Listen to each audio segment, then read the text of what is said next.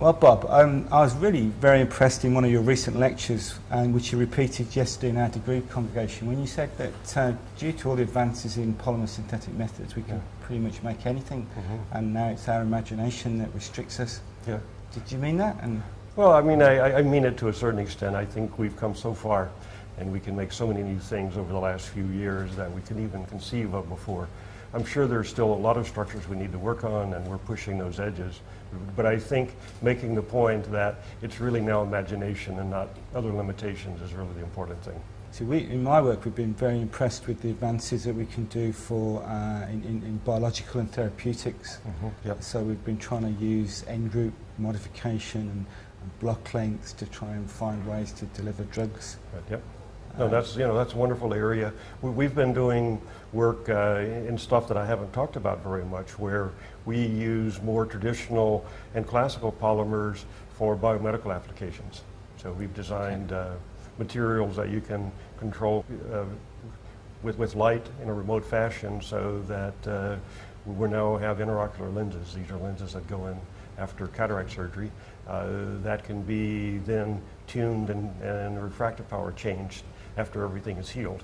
So again, that's not precise polymers, but it's another whole set of polymer principles. So I think there's a whole broad range of biomedical applications, and I think that's really going to be one of the most exciting areas. So one of the problems I find there is that because of how tightly regulated it is, it's very resistant to change. Change, yes. Yeah. And so therefore, by the time if somebody protects something with a patent, that it can take so long that actually it's very difficult to break in. So therefore, sometimes they're not looking for the innovations that we've got. Yeah. How do you see that? Oh, it's really, really hard. I mean, for example, this material that we've made for the eye, we've been working on it for 12 years, and we're just entering phase 3. So it's a very long-term process. So, but that doesn't mean we shouldn't do them.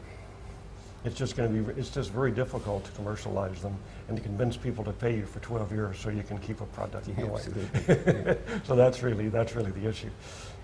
And the chemistry that we both do, we generally use transition metals as some type of catalyst, not exclusively, but usually.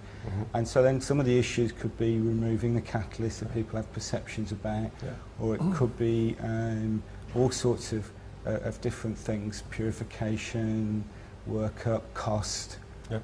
Do you think there's one particular sticking point, or is it just getting everything? It's just getting everything together, and also, as you say, getting through all the regulations and doing all the tests. And so what I've found that's most useful is to work with clinicians.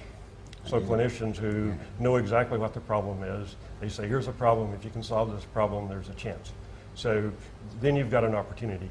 But if you go out and say, I've got a solution to a problem, and you don't have a clinician who really believes that's the solution, then you've got to sell the problem, you've got to sell the application, and then you've got to develop it. And that's a really long road to go. No, I think I'd agree with you. You've got to find somebody who's got a real problem, and actually they don't care how they solve the problem, but they know if they do, they'll save someone's life or make somebody's life better. And otherwise you can just hit resistance from people to say, why should I use that? Why should I do that? Yeah.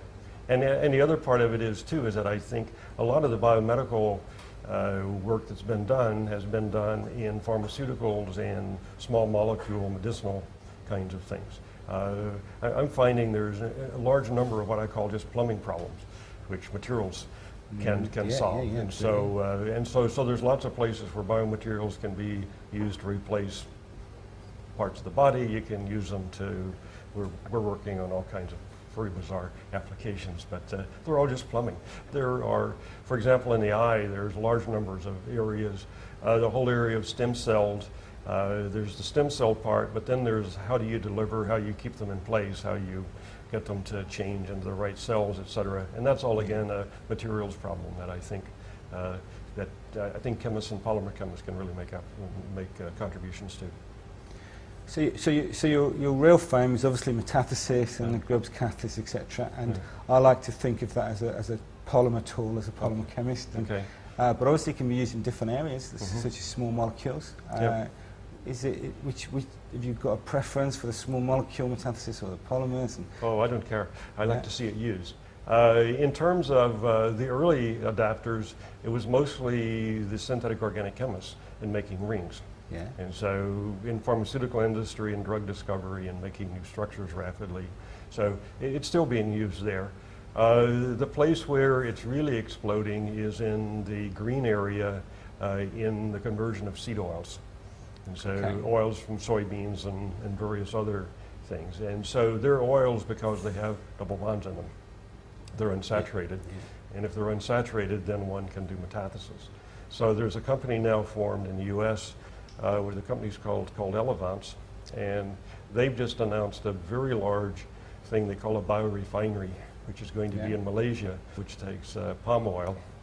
And the basic idea is instead of using petroleum as a starting material is to use palm oil as a starting material and then use metathesis to crack it into hydrocarbons and esters and then turn it into a whole array of products. And so that is, I assume it's applicable to all of these oils that have got the olefins halfway down the chain, etc. So in the U.S. it's soybean and corn, and in Malaysia, and so basically any place there's oils that can be converted. And do you see the development of that restricted by the catalyst, or is that just fully developed and now it's like a technical problem in? Well, I mean, the better we can make the catalyst, the better it's going to be. But we've gotten down now to using in the low parts per million levels of catalyst, and so that really helps. And there's been some real advances made in the catalyst synthesis, which drops the cost. So there's some new developments may be required, but the catalysts right now seem to be on the level, so they're now starting to build these plants. So I was always impressed with the metathesis that many of the intermediates were just brand new organometallic species that weren't really known until the mechanism was elucidated. And the mechanism, once it was established, actually, it seemed to me really helped the understanding and then the application of that. Yep. And that sort of frustrates me in some of the newer things, that newer methods, not metathesis ones, that we don't probably understand the mechanism as much as we'd like to. Yeah. How important do you think that mechanistic understanding of the grassroots chemistry, if you like? I mean, I've always operated on the principle that that's what you have to do to be able to move forward. Usually you find a catalyst by accident, and then to be able to make the real advances, you then need to understand the details and how it works. And sometimes you make advances totally by accident, but normally that's in the process of trying to understand how it works. And so you study the mechanism and you find a big surprise, and that can really open up new applications. So I'm going to ask you, the one story I heard about the ruthenium one was that when you discovered that it would work better in the presence of water, was it Bruce Novak, one of your guys, was trying to dry things as much as possible, and it was getting worse and worse. That's true. Yeah. And then what then made you realise that there was a eureka moment? You add water and it goes the other way. That's right. Yeah, because it turns out again that was once we sort of started understanding it is that the water was required for a redox reaction to take place because we put in ruthenium-3 and it needed to make ruthenium-2, and water was part of that redox process.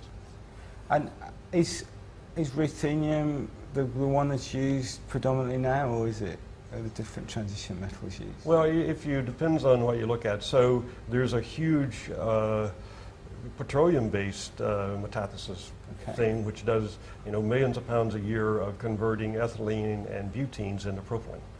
So it basically rebalances the stream, and that's heterogeneous, and that's tungsten catalyst, basically.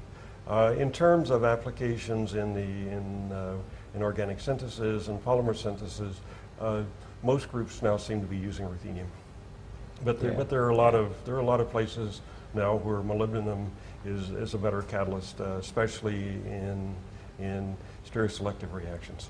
You've also had a tremendous number of people that go through your group that have got their own pretty successful careers all over the place. That's right.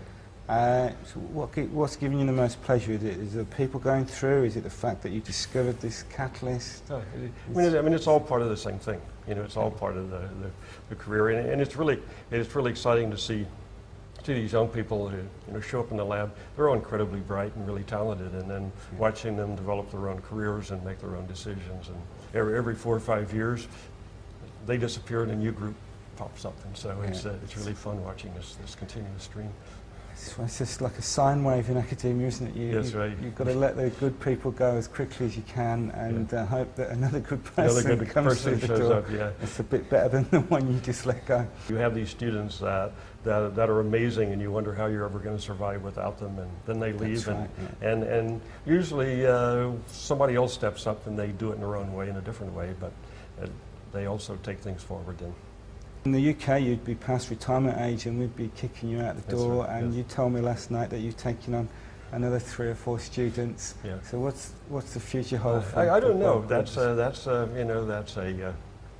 That's an interesting question that one has to ask. If you have a defined retirement age, in some ways it's easy because then you can plan for that. I have to make a decision 5 years ahead, and one doesn't know what situation is going to be 5 years away. So, one has to maintain funding and research ideas and all of the efforts, and how long one wants to do that is an interesting question. Well, I wouldn't disagree with that. So Okay. I think that's fantastic. Thanks, Bob. Okay, thank you.